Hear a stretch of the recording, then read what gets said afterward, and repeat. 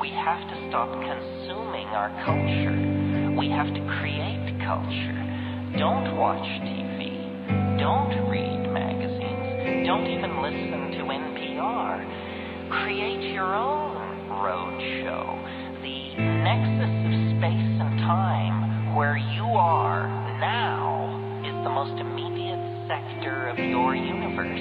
And if you're worrying about Michael Jackson or Bill Clinton or somebody else, then you're disempowered. You're giving it all away to icons. Icons which are maintained by an electronic media, so that you want to dress like X or have lips like Y or something. This is shit-brained, this kind of thinking.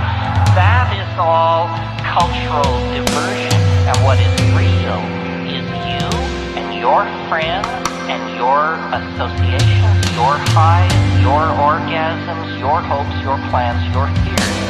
And we're told, no, we're unimportant, we're peripheral, get a degree, get a job, get a this, get a that, and then you're a player.